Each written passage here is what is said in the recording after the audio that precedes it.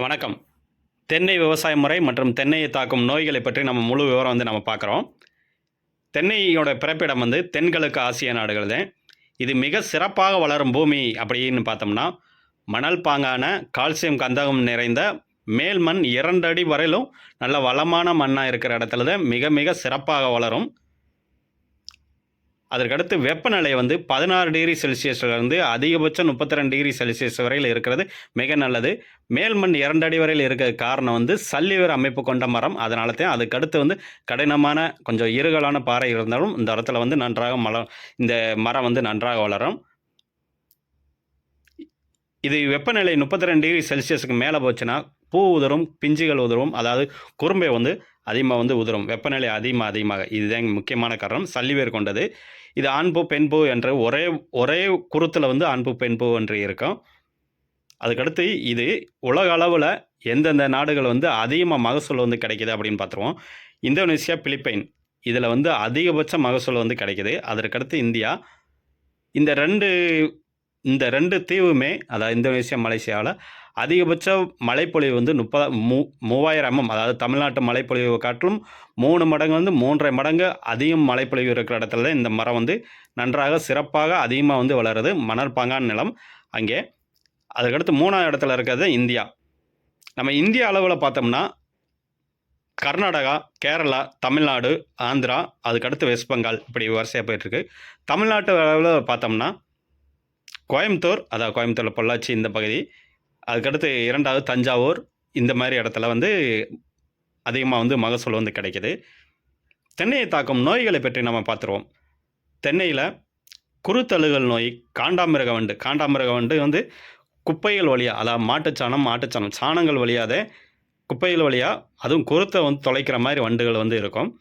அதுக்கடுத்து சிவப்பு கூன் வண்டு மரத்தின் உள்ளே சென்று மரத்தோட அதாவது கீழ் அடிமரத்தில் உள்ளே சென்று மரத்தை அப்படியே துளையிட்டு உள்ளே வண்டு இருக்கும். சிவப்பு கூன் வண்டு. அதுக்கடுத்து ஒயிட் ஃப்ளை, அதாவது வெள்ளையின்னு சொல்கிற அந்த மாவுப்பூச்சி, இது சூரியகாந்தி, அதே மாதிரி கலாக்கா, கொய்யா, இந்த மரத்தை தாக்கும் வண்டு தான் இந்த ஒயிட் ஃப்ளை, அதாவது இந்த தென்னையும் தாக்குது. அதற்கடுத்து அந்த வெள்ளையை தாக்குறதுல இன்னொரு செடி முக்கியமான செடி ஆமணக்கு செடியில் அதிகமான வெள்ளையை தாக்குதல் வரும். அதனால தான் நம்ம மிளகாய் செடி, தக்காளி செடி இதனோட வரப்போரத்தில் பயிர் செய்வோம். இந்த பயிரும் தென்னைக்கு ஓரத்துலேயும் இந்த ஆமணக்கு செடி பயிர் செய்யலாம். நீண்ட கால, அதாவது 3 வருடம் 4 வருடம் அறுவடை செய்யாமல் விதையிலிருந்தே வளர்கிற ஆமணக்கு செடியும் பயிர் செய்யலாம். அதற்கடுத்து நம்ம அதாவது இலந்தை செடியில் இருக்க அந்த காயை தாக்குற வண்டு, அதேமாதிரி பருத்தியில் இருக்க பஞ்சை தாக்குற வண்டு, அதாவது அதோட பேர் கோகனட். இந்த இப்போ காமிச்சிருக்கேன் பாருங்க. இந்த கோகனட் பக், அதாவது முதிர்ந்த கோகனட்டை தாக்குறதுக்கு இந்த பூச்சி தாக்குது. இதுதான் நம்ம இலந்தையிலையும் பருத்தி செடியும் தாக்கும்.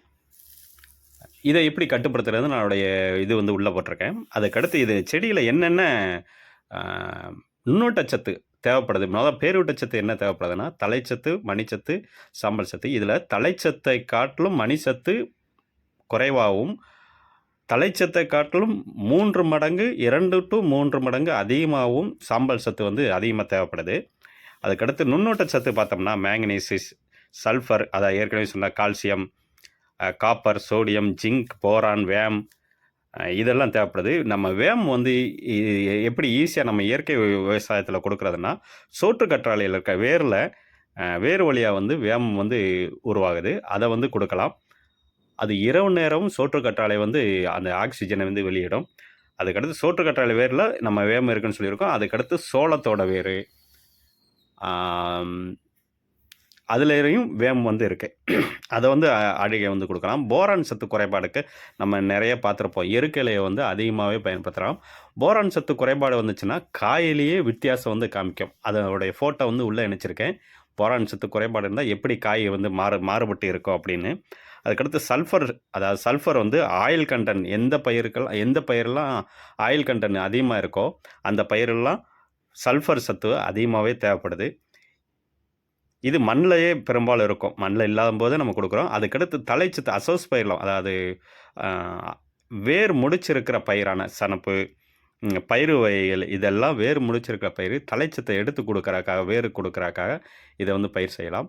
இது தென்னையை சுற்றி அதிகபட்சம் 2 மீட்டர், குறைந்தபட்சம் 1 மீட்டர், அ அ 1 மீட்டர்லேருந்து 2 மீட்டர் அகலம் வரையில கூட, அதாவது மரத்தோட அ ஸ் சைஸை பொறுத்து வந்து நம்ம வந்து நம்ம இந்த சொல்கிற அந்த செடி வகைகள்லாம் தென்னைக்கு இடையே ஊடுபயிரா என்னென்ன மரங்கள்லாம் பயிர் செய்யலாம், என்னென்ன பயிர் வகைகள் பயிர் செய்யலாம்னா, கோகோ, காஃபி, பெப்பர், அதாவது என்னென்ன முக்கியமானது இது வந்து அதாவது தென்னை வந்து சல்லிவேர் அமைப்பு கொண்ட மரம். ஆணிவேர் அமைப்பு, அதுவும் நீளமான அதிகமான தூரத்தில் ஆணிவேர் அமைப்பு கொண்ட பாரம்பரிய மரங்களையும் அதே மாதிரி மரங்களே அருகே வந்து பயிர் செய்யாமல் இருக்கிறது நல்லது. அதாவது கோகோ, பெப்பர், காஃபி, அதே மாதிரி கிராம்பு, பட்டை, பனானா, பைனாப்பிள், இந்த மாதிரி குறுகிய வேருடைய மரங்களை செடிகளை பயன்படுத்தும்போது மஞ்சள், இஞ்சி இந்த மாதிரி பயிர் வகைகளை பயிர் செய்யும்போது தென்னையை வந்து தாக்காது.